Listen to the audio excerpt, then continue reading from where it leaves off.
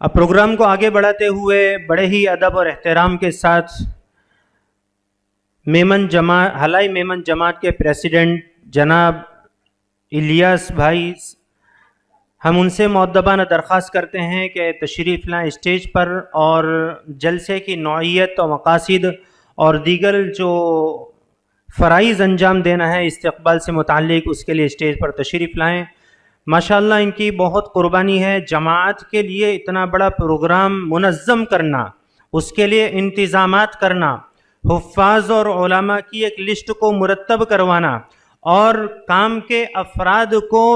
उनके नौइयत से, उनके काम के एतबार से चुनना, ये एक बहुत बड़ा फरीज़ा होता है जो तन्हे तन्हा एक इंसान के बस का नहीं होता। उसके बावजूद भी माशाअल्लाह इलियास भाई ने एक फ़िक्र ली ऐसे पुरफितन दौर में, जबकि लोग मादी ताकतों के पीछे है बहुत ज़्यादा हैरान व शशदर हैं और हर जगह पर जहाँ पर चमत्कार नज़र आ रहा है वहाँ पर लोग नमस्कार करने के लिए खड़े हुए हैं। ऐसे मौके पर कुरान और हदीस से मुताल्लिक हुफ़्फ़ाज़ और उलमा को स्टेज पर लाना और उनके लिए एक जलसा मुनाकिद करना, ये बहुत बेमिसाल कारनामा है। हम अपनी जानिब से और तमाम बिरादरी की जानिब से, इंतज़ामिया की जानिब से उनका पुरज़ोर इस्तक़बाल करते हैं और तशक्कुरनामा पेश करते हैं कि अल्लाह तबारक व तआला आपकी उम्र में, आपके इल्म में और आपकी सोच व फ़िक्र में, तदब्बुर में बरकत अता फ़रमाएँ और इसी तरह दीनी उलूम की खिदमत के लिए आपको कबूल फ़रमाएँ। दिन दुगनी रात चौगनी अल्लाह तबारक व तआला आपको तरक्कियात अता फ़रमाएँ। हम निहायत अदब से उनसे दरख्वास्त करते हैं कि वो डाइस पर तशरीफ़ लाएँ।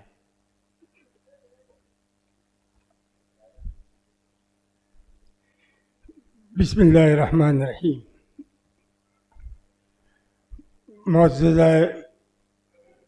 उलमाए इज़्ज़ाम, हुफ़्फ़ाज़े इकराम और दीनियात कमेटी, दोस्तों, बुज़ुर्गों, ना तो मैं आलिम हूँ, ना मैं हाफिज़ हूँ, ना मेरी कोई औकात है कि इतने उलमा इकराम के मजमे के अंदर मैं कुछ बात कह सकूँ। चूँकि मशवरे से तय हुआ था और अभी तय हुआ कि आपको एक कौम के सदर के हिसाब से आज के हमारे इस जलसे का मकसद बताना है, तो आप लोगों की खिदमत में मैं हाजिर हुआ हूँ। सबसे पहले तो अपना इतना कीमती वक्त निकाल करके जो उलमाए इकराम, हुफ़्फ़ाज़े इकराम और बाकी दीगर हज़रात जो तशरीफ़ लाए हैं, मैं तमाम लोगों का सूरत हलाई मेमन जमात की जानिब से तहे दिल से इस्तक़बाल करता हूँ और बहुत शुक्रिया अदा करता हूँ। जब हमारे दीनियात कमेटी ने ये दरख्वास्त रखी कि हमें एक प्रोग्राम हुफ़्फ़ाज़े इकराम और उलमाए इज़्ज़ाम का दस्तारबंदी का प्रोग्राम रखना चाहिए, तो उस फिक्र को लेकर के पिछले महीने अपनी जमात की मैनेजिंग कमेटी में ये फ़ैसला लिया गया कि जमात की जानिब से ये प्रोग्राम तय किया जाए। मैं तमाम हमारे जमात के बोर्ड मेंबर का भी शुक्रिया अदा करता हूँ कि इन्होंने इस आज के जलसे के लिए जमात की तरफ से जो इजाज़त दी, अल्लाह ताला तमाम बोर्ड मेंबर को भी बेहतरीन जज़ाए खैर अता फरमाए। मैं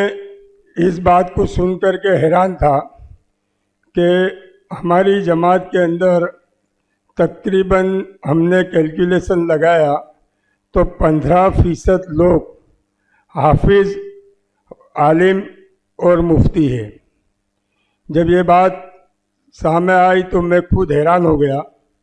और मेरे को यकीन नहीं हो रहा था। जब ये लिस्ट आई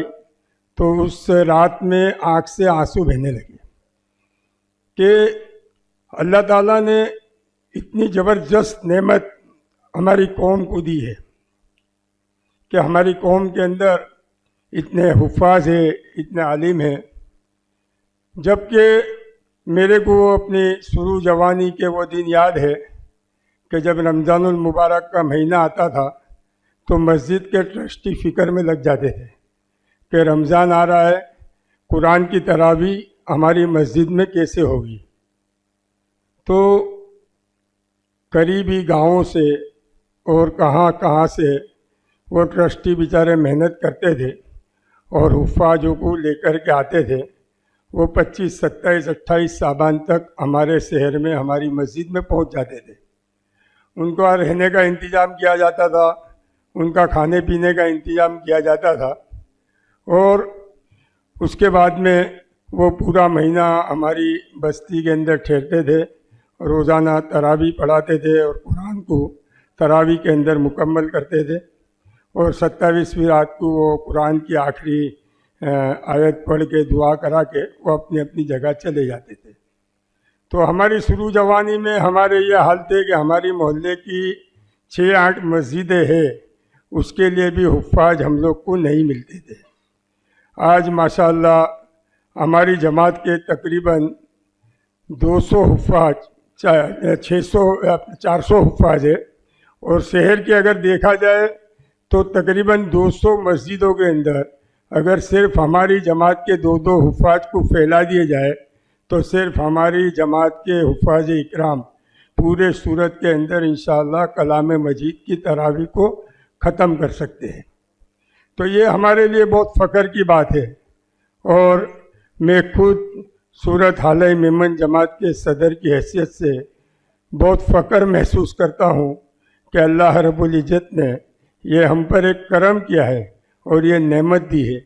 और मैं सदर की हैसियत से इस नेमत के ऊपर और इस उम्मीद के साथ कि अल्लाह ताला शुक्र करने पर नेमतों के अंदर इजाफ़ा देते हैं, मैं इस नेमत के ऊपर पूरी जमात की जानिब से मैं अल्लाह का बहुत शुक्र अदा करता हूँ और इसलिए शुक्र अदा करता हूँ कि आज 15% हमारी कौम के लोग हुफ़ाज़ इकराम और उलमा इकराम हैं। इस शुक्राने के बदले के अंदर अल्लाह करे कि हमारे हर घर के अंदर हुफ़ाज़ इकराम और उलमा इकराम अल्लाह ताला मौजूद कर दे। आज के जलसे का सबसे बड़ा जो मकसद है वो ये है कि अल्लाह ताला ने जो नेमत हमारी कौम को दी है, वो नेमत जिसको पहुंच गई है उसके अंदर कुछ लोग तो वो नेमत को समझ चुके हैं कि ये नेमत क्या चीज़ है। जब वो नेमत को समझ चुके हैं तो उसके पीछे बहुत मेहनत की है और अच्छी तरह से मेहनत करते हुए उन्होंने उसको मजबूती से पकड़ रखा।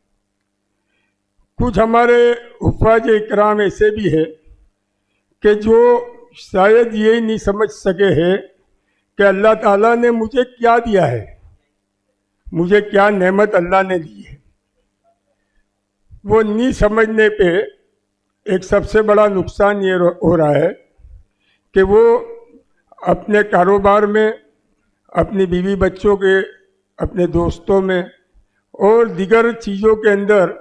इतने मुब्तला हो गए कि वो उस चीज़ के ऊपर मेहनत नहीं कर सके। हमको पता है कि ये नेमत हमारे पास नहीं है, इसलिए हम इस बात को जानते हैं कि अल्लाह ताला ने जो हुफ़ाज़ इकराम को चीज़ दी है वो चीज़ क्या है, वो नेमत क्या है। आज हमारे जैसे आदमी को अगर 10 कुरान की आयतें हिफ्ज़ करनी होती है तो भी हमारे लिए बहुत मुश्किल काम है। वो पूरा के पूरा कुरान जिसने हिफ्ज़ किया है उसके लिए ये समझना बहुत ज़रूरी है कि अल्लाह रब्बुल इज़्ज़त ने मुझे क्या दिया है। बहुत हुफ़ाज़ इकराम यहाँ बैठे हैं और माशाअल्लाह सब कुरान के ऊपर मेहनत करने वाले ही हैं, लेकिन मैं एक बात ये कह दूँ कि जब आप हाफिज़ बने तो उस दिन को याद करो कि जब बहुत बारिश थी और बहुत बारिश के अंदर भी अपनी वालिदा आपको उठा दी थी, अब्बू आपको मदरसे तक छोड़ने जाते थे, आपके असाजिदा आपके ऊपर मेहनत करते थे, इतनी मेहनत की, इतनी मेहनत की। जबकि कभी वालिदा बीमार भी हुई तब भी आपको उठा करके उसने भेजा कि मेरे बच्चे का मदरसा मिस नहीं हो जाए। बारिश थी तब भी उठाया, सर्दी थी तब भी उठाया। आपके ऊपर इतनी मेहनत की, आपके असाजिदा ने इतनी मेहनत की, और एक वक्त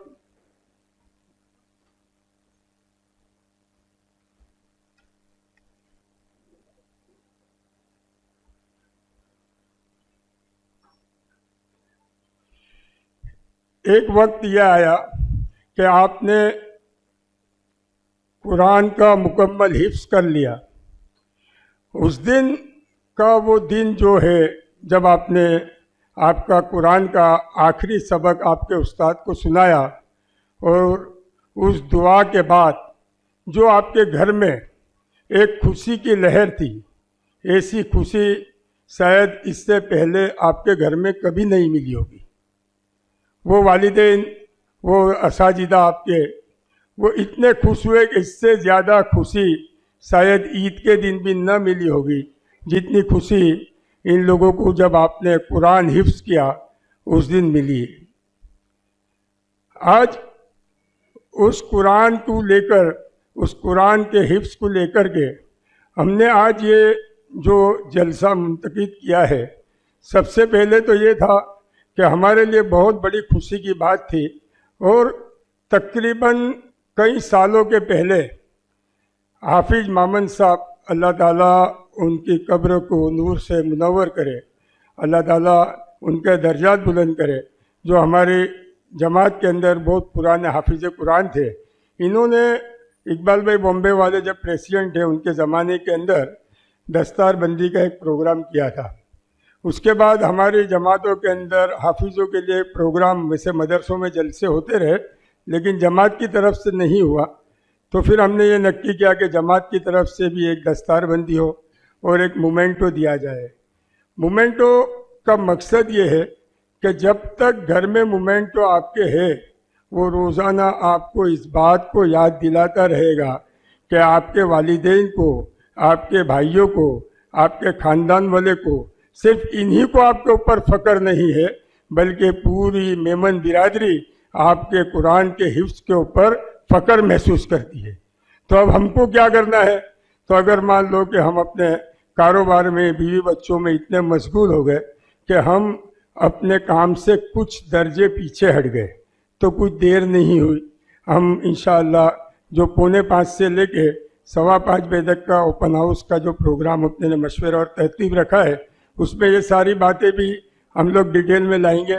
तब तक आपको भी ये चीज़ सोच लेनी है कि एक तरतीब हम ऐसी बनाए, एक माहौल हम कायम करें कि हमारे हुफ़ाज़ इकराम का दौर अपनी मस्जिदों के अंदर, अपने मदरसों के अंदर चलता रहे, ताकि रात में अगर नींद में से भी उठा के पूछ लिया जाए कि फ़ला आयत कौन से पारे की, कौन से रुकू की है, तो हमारी कौम का हाफिज उसी वक्त में ये बात का जवाब दे सके। अब मैं एक बार फिर मुफ्ती महमूद बाडोलीवाला साहब, तमाम उलमा इकराम, हमारी जमात के पूरे बोर्ड मेंबर्स, दीनियात कमेटी और तमाम हुफ़ाज़ इकराम और आज के इस इजलास के अंदर आए हुए तमाम मेहमानों का तहे दिल से इस्तकबाल करता हूँ और तमाम लोगों का शुक्रिया अदा करके अपनी बात को ख़त्म करता हूँ। व आखिर दावाना अनिल हम्दुलिल्लाहि रब्बिल आलमीन। अस्सलामु अलैकुम।